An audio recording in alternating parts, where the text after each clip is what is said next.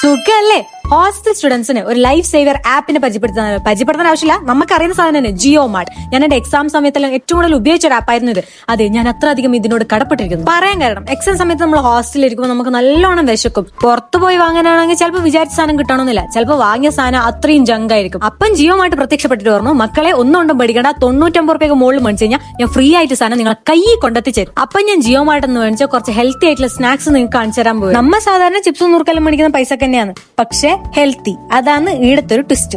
ആദ്യത്തെ ഐറ്റം എന്ന് പറയുന്നത് ഗ്രനമ്മ എന്ന് പറഞ്ഞ കമ്പനിയുടെ നിപ്പട്ടോ. നിങ്ങൾക്ക് ആ പേര് കേട്ടപ്പോ തന്നെ മനസ്സിലായി ഇത് കർണാടകയിൽ കിട്ടുന്ന സാധനമാണ്. കേരളത്തിൽ കിട്ടുമെന്ന് എനിക്കറിയില്ല. ഇതിന്റെ ടേസ്റ്റ് എങ്ങനെയാണെന്ന് വെച്ചാൽ നമ്മളെ നുറുക്കില്ലേ അതിന്റെ ഒരു ടേസ്റ്റ് ആണ്. അതായത് കുറച്ച് സ്പൈസി ആയിട്ടില്ലേ, പക്ഷെ ഇങ്ങനെ കർമൂറ് സാധനം. ഇതിന്റെ സ്പെഷ്യാലിറ്റി എന്താന്ന് വെച്ചാൽ ഇതിന് പാം ഓയിൽ യൂസ് ചെയ്തിട്ടില്ല, ആഡഡ് ഷുഗർ ഇല്ല, പ്രിസർവേറ്റീവ്സും ഇല്ല. അതൊന്നും കൂടാണ്ട് നല്ല അത്യാവശ്യം ക്വാണ്ടിറ്റിയിൽ സാധനം വരുന്നുണ്ട്. 60 രൂപ എന്നാണ് പുറത്ത് എഴുതിയിട്ടില്ലേ, പക്ഷെ 40 രൂപ എനിക്ക് കിട്ടി. അടുത്തത് വരുന്നത് താലി എന്നുള്ള കമ്പനിന്റെ പ്രോട്ടീൻ പഫ് ആണ്. ഇതിന്റെ പ്രത്യേകത എന്ന് വെച്ചാൽ ഇത് റോസ്റ്റഡ് ആണ്, അതായത് ഫ്രൈ ചെയ്തിട്ടില്ല എന്നർത്ഥം. ഇത് മൊത്തം പാക്കിന് 10 ഗ്രാം പ്രോട്ടീൻ ഉണ്ട്. അതായത് ഇവർ ക്ലെയിം ചെയ്യുന്ന പ്രകാരം 2 ഗ്ലാസ് പാലിന്റെ അത്ര പ്രോട്ടീൻ ഉണ്ട്. ഇതൊരു ക്രീം ആൻഡ് അനിയൻ വെച്ചിട്ടുള്ള പഫ് ആയതുകൊണ്ട് കുറച്ച് അതൊരു ക്രീമിന്റെ ടേസ്റ്റ് ആയിരിക്കും, എരിവൊന്നും ഉണ്ടാവില്ല. അടുത്തത് എനിക്ക് കിട്ടിയ ഒരു 8ന്റെ പണിയാണ്. എനിക്ക് തോന്നുന്നു ഞാൻ ഓർഡർ ചെയ്ത സാധനം ഇല്ലാത്തതുകൊണ്ട് അതിന് പകരം അവർ തന്നതാന്ന് തോന്നുന്നു. ഇത് സംഭവം എന്ന് വെച്ചാൽ നമുക്ക് ഈ മിച്ചറിനെല്ലാം കിട്ടൂല, ഇങ്ങനെ ഈ മധുരവും എരിവും ഒന്നും ഇല്ലാത്തൊരു സാധനം. ആ സാധനമാണ് ഇത്. ഇത് എനിക്ക് തീരെ ഇഷ്ടപ്പെട്ടിട്ടില്ല. നമുക്ക് നോക്കാം, ഉപ്പെല്ലിട്ട് തിന്ന് നോക്കിയാൽ ചിലപ്പോൾ എങ്ങാനും ടേസ്റ്റ് വന്നാലും അതാടെ സൈഡിലൊക്കെ കിട്ടും. അടുത്തത് ഞാൻ കാണിക്കാൻ പോകുന്നു ഞാൻ ഏറ്റവും കൂടുതൽ ഇഷ്ടപ്പെട്ട് തിന്നോണ്ടായ സ്നാക്സ്. ഇതെന്റെ 2ാമത്തെ പാക്കാണ്. എഗെയിൻ ടാലി എന്ന് പറഞ്ഞ ബ്രാൻഡിന്റെ